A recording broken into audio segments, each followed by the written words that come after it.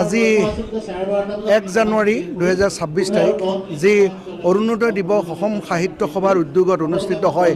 এই বছৰ নগাঁও জিলা সাহিত্য সভাই আমাক দায়িত্ব অৰ্পণ কৰিলে ৰামানুজন উচ্চতৰ মাধ্যমিক বিদ্যালয়ৰ সম্পূৰ্ণ ব্যৱস্থাপনাত নগাঁও জিলা সাহিত্য সভাৰ উদ্যোগত এই অনুষ্ঠানটি উদযাপন কৰিব লাগে আৰু মই খুব আনন্দৰে এই কথাটো গ্ৰহণ কৰি লৈ আজি 53জন সাংবাদিকক আমি ৰামানুজন মাধ্যমিক বিদ্যালয়ৰ পৰা উচ্চতৰ মাধ্যমিক বিদ্যালয়ৰ পৰা আমি সম্বৰ্ধনা জনাইছোঁ।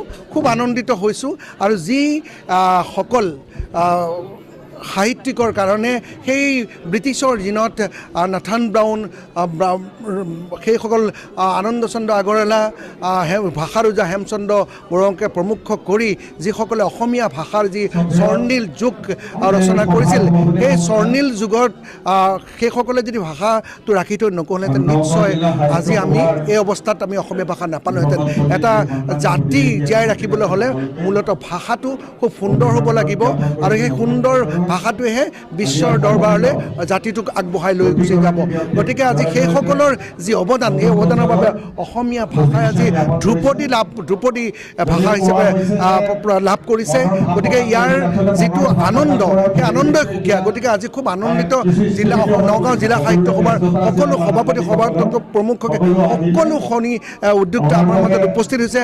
সাংবাদিকসকল আহিছে আৰু সাংবাদিকসকলে যি সত্যনিষ্ঠ ভাৱেৰে যে আজি এই কথাবোৰ প্ৰকাশ কৰি গৈ সত্য বাতৰি প্ৰকাশ কৰি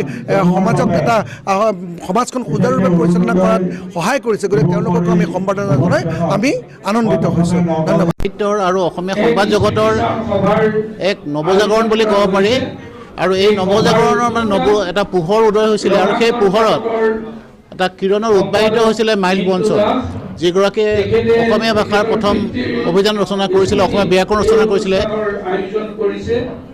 7 সাগৰ 13 নদী পাৰৰ পৰা আহি অসমীয়া ভাষাৰ উদ্ধাৰৰ কাৰণে সেই সংকট কালত যিসকল বৰেণ্য মিছনেৰে কাম কৰিছিল তাৰ ভিতৰত মাইল বনছন অন্যতম আছিলে। আমি অৰুণোদয় দিৱসত মাইল বনছনৰ আমি স্মৰণ কৰিছোঁ আৰু নাথান ব্ৰাউনকে ধৰি যিসকলে অশেষ ত্যাগ কৰি অসমীয়া ভাষা সেই সময়ত অৰুণোদয় প্ৰকাশ কৰি অসমীয়া সাহিত্যক ৰক্ষা কৰিলে তেখেতসকলে কৃতজ্ঞতা জনাইছোঁ। তাৰ লগতে যিসকল সাংবাদিক আছে তেওঁলোককো আমি ধন্যবাদ আৰু কৃতজ্ঞতা জনাইছোঁ।